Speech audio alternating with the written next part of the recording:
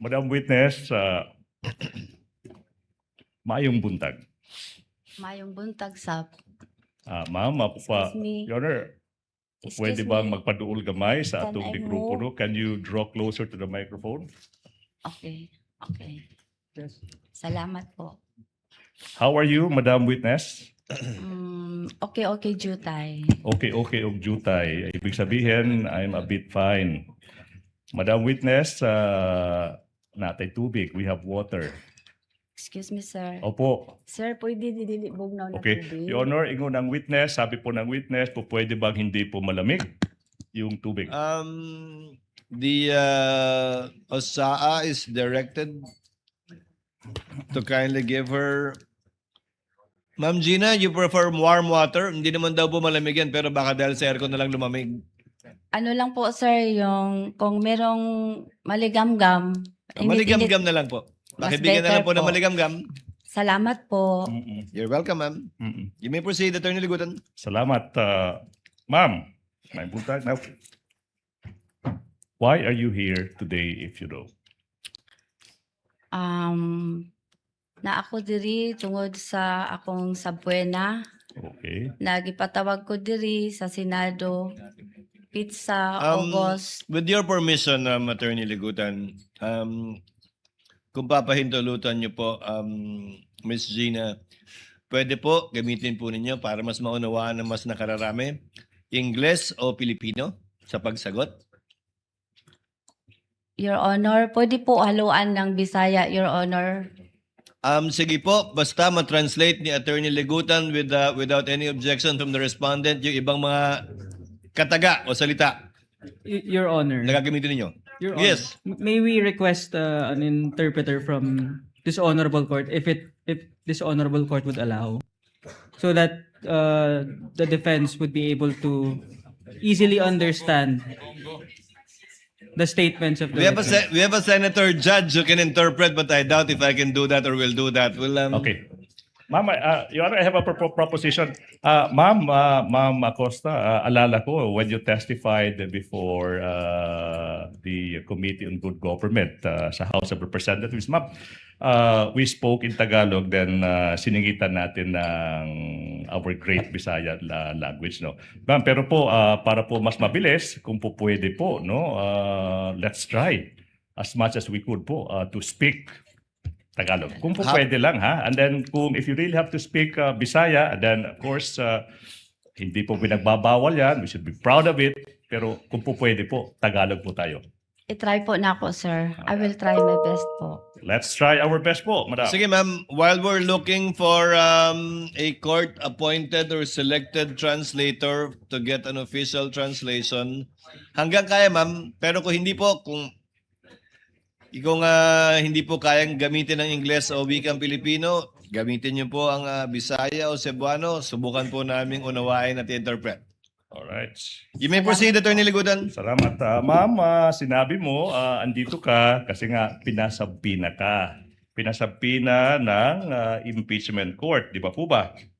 Yes po. Ma'am, na-mention din, nasabi rin na ikaw ay isang special disbursing officer, hindi lang sa Davao City, pati na rin sa Office of the Vice President.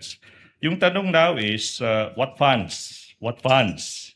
Anong klaseng pondo po yung didi-disburse nyo bilang isang special disbursing officer po?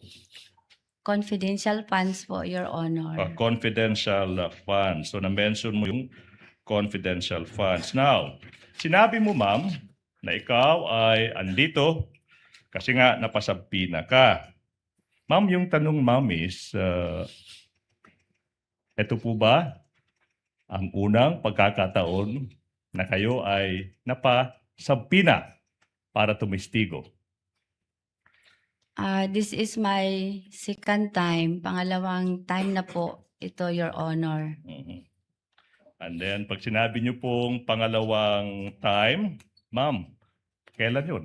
Kailan yung unang pagkakataon?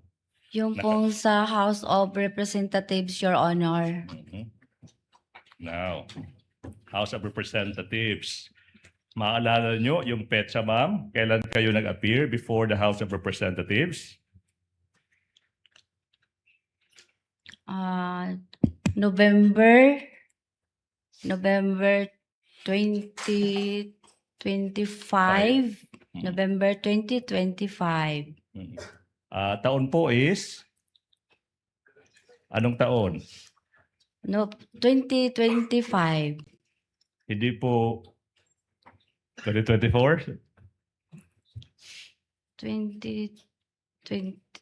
Sandali lang, sir, ha? Sige, sige. Anyways, ma'am, basta sinasabi nyo po, secondary na po yung taon because it's on record naman. Pero nasabi nyo, ito po yung pangalawang pagkakataon na kayo ay naimbitahan po na tumistigo kasi po may sabpina. Now, yung tanong, ma'am, is this is preliminary question. Ikaw ba ay nakatanggap na ng isang reklamong kriminal or administratiba na may pagkakaugnay sa paggamit ng confidential funds? Leading, Your Honor. Exactly, I just said preliminary, Your Honor. Preliminary, counsel. Witness may answer. Wala, Your Honor. Aha. So sinasabi mo, ma'am, mama, na wala pa kayong natatanggap na reklamo. Yun po yung sagot nyo, di ba, ma'am? Ipinapakita ko ngayon, ma'am, yung isang counter affidavit. Okay. Your Honor, I move that the prosecution counsel, Attorney J, be allowed to confront the witness with the documents. And that is a continuing motion because we'll be doing that for the rest of the remainder of the testimony, Your Honor. Assisting counsels from both parties may approach. Mhm. Your Honor, Yes. Yes, Attorney Bakel. may we know the purpose of the questioning of the prosecution? Mhm. Your Honor, I'm tempted to state that, but we are leading there. We are about to establish the ground to make this witness an hostile witness. May we not be preempted, Your Honor? You answered the query of counsel. You may All right. proceed. Now, Your Honor, please. This witness, Madam Acosta, is facing a complaint together with the Vice President exactly because of their misuse of confidential funds. Your Honor, it is stated in the witness's counter affidavit that the Vice President is not responsible or should not be held liable for any misuse of confidential funds. Your Honor, that interest is directly adverse to the prosecution's case before this impeachment court. The prosecution seeks to prove otherwise, that this witness, that the Vice President rather, is responsible for the illegal disbursement of confidential funds. Therefore, if on one hand, sinasabi ng testigo sa counter affidavit niya na walang pagkakasala yung Vice President sa maling paggamit ng confidential funds, that's on one hand. On the other hand naman, sinasabi ng prosecution, Your Honor, please, na no, hindi. May ebidensya, it's so clear na kailangan managot yung Vice President for misusing public funds. Now, this is the time, Your Honor, please. Okay?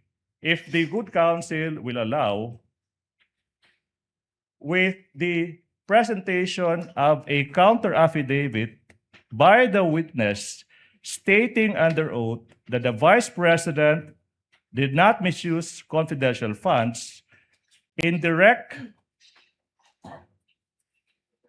conflict with the prosecution's case, Your Honor, please, we now invoke Section 13, Rule 132 of the Revised Rules on Evidence. If the court may allow. Your Honor, according to Section 13, Rule 132, a witness may be considered as an unwilling or hostile if so declared by the courts upon adequate showing. Yun yung una po, Your Honor. Adverse interests. Adverse interests. Ms. Acosta, the witness, has an adverse interest in this case as her position, as shown sa counter affidavit niya, is clearly inconsistent with the position of the prosecution that called her as a witness. The prosecution presents her to prove that the respondent misappropriated confidential funds. Sa kabilang panig, sinasabi ni Ms. Acosta, yung Vice President complied sa lahat ng rules tsaka batas sa paggamit ng confidential funds. Sinasabi ni Ms. Acosta, hindi nag-misuse si Vice Presidente Sara Duterte na kahit isang sentimo ng confidential funds. We now invoke the case of People versus Che Chun Ting, GR number 130-568-69, dated March 21, 2000. Supreme Court dealt with a hostile witness. Kasi nga, adverse yung interest doon. Sinasabi sa kasong iyan, having an adverse interest meant, that the position or interest was adverse to what the party called her wanted to establish or prove. Yun po yung batayan ng Supreme Court. Kung yung posisyon ng isang witness is salungat sa posisyon ng partidong nagpapatawag sa kanya, sa kasong iyan, sabi ng Supreme Court, established na po yung requirement ng adverse interests sa ilalim ng rules of courts. Comment, Your Attorney Honor. Bakel? Your Honor, the respondent respectfully submits that the adverse interest must be shown by the prosecution through an examination of the witness and not through a mere motion or manifestation, Your Honor. He just did, counsel, by showing the position taken by the witness in her counter affidavit. Additionally, Your Honor, the defense also submits that the mere fact of the pendency of the criminal case does not satisfy the requirement of adverse interest under the rules of evidence, considering that it apparently constitutes to a mere expectation that the witness will testify unfavorably to the prosecution, which is not within the ambit of the rules, considering that the declaration of a witness as hostile presupposes that the prosecution would face difficulty in obtaining answers from the witness on account of such adverse interest, Your Honor. Allow the presiding officer. Ms. Gina, saan po kayo nagtatrabaho ngayon sa Office of the Vice President? Tama po? Yes, Your Honor. Sino po ang boss nyo sa Office of the Vice President? Si Vice President Sara Duterte. Permanente po ba kayo doon o coterminous? Coterminous po, Your Honor. So pag wala na si VP Sara doon sa OVP, wala na rin po kayo? Yes, Your Honor. So pag na-impeach si VP Sara o matanggal siya, wala na rin po kayong trabaho doon? Wala na po akong trabaho sa OVP. Sa OVP, siyempre. Mapo. So maalis kayo sa OVP? Tama po?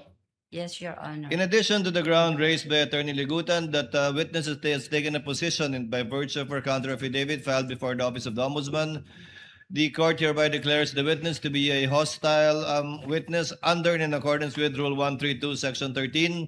However, for the information of the senator judges and the public and councils as well, this only gives Attorney Ligutan the right to ask leading questions, still not allowed to ask misleading questions. As I know, Attorney Ligutan is well aware of the distinction. Yes, Your Honor. Okay, to abbreviate the proceedings, the witness is so declared and Attorney Ligutan may ask leading questions of this witness. So ordered.